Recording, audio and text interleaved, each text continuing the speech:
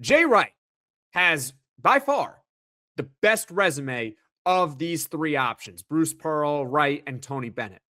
The reason why I give Bruce Pearl a slight edge over Jay Wright as far as who I would want to be the Syracuse basketball head coach is only because Bruce Pearl has clearly, beyond a shadow of a doubt, proven that he can be a high-level head coach in this modern era of college basketball. Now, with Jay Wright, I'm sure he can adapt, but we don't know for sure. So you may not be getting necessarily the same Jay Wright, but you know you would be getting the same Bruce Pearl. Jay Wright, let's talk about him. He retired after the 21-22 season, and he mentioned it was really because of burnout and the changing landscape of college basketball. NIL and the portal were still really in their infancy at the time that he retired. Since then, it's only gotten worse. So I think it is more likely, for what it's worth, that Bruce Pearl were to come out of retirement than Jay Wright, because it hasn't gotten any better. The player salaries have gone significantly up. More and more players year over year are entering the transfer portal. Your roster is not safe at all. So, as accomplished as Jay Wright is, that is the one little worry that you may have about him. But the resume, I mean, it speaks for itself. Jay Wright is a Hall of Fame basketball head coach. He is a two-time national champion at Villanova, 2016 and 2018. He has been to the Final Four 4 times. He actually started at Hofstra, and he was hired at Villanova in 2001. He missed the tournament in his first 3 seasons at Villanova. But like I mentioned with Bruce Pearl, it was a different time. This is the early 2000s. This isn't NIL and transfer portal. It was hard to get good. It was hard to build a program. It took many years. And so you had to give a coach a longer leash than what you would have to do now. Now, you don't need 3 years. That's just my opinion. You don't need 3 years. 2 max. That's the difference now. But after those first 3 years, his resume is impeccable.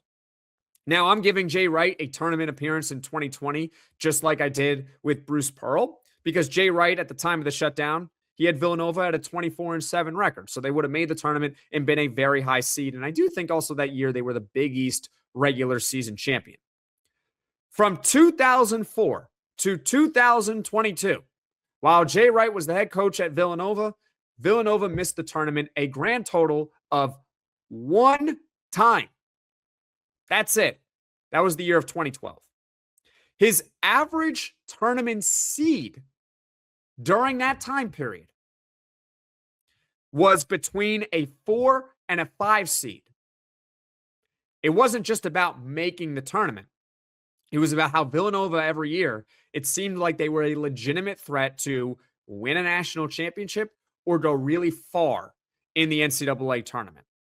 So you cannot question the resume of Jay Wright. He's got the best resume by a long shot. It is over Bruce Pearl. It is over Tony Bennett. He's got 2 national championships. He's got 4 appearances to the Final Four. His Villanova teams were dominant pretty much every single year from 2004 to 2022. The only slight hesitation that you would have with Jay Wright is that his last time being a head coach was in 2022, and that was the infancy of the NIL and transfer portal era. So there is that little, can he do it in this era of college basketball? That being said, if Jay Wright said, I like this TV thing, it's cool, but I think I'm getting my itch back to be a head coach. You make the call and you give him a blank check. What do you want, Jay Wright? What do you want? We'll give it to you. That's what you got to do. because he's that good. He's a Hall of Fame head coach.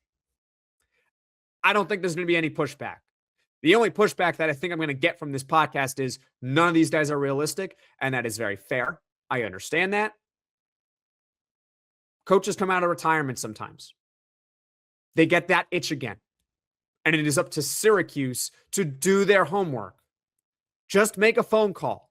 If he turns it down, he turns it down. You move on. You can hire Josh Schertz. You can hire Tony Stinn. You can hire any of these guys, and they're fabulous candidates. But you don't want to have regret that you didn't call Jay Wright.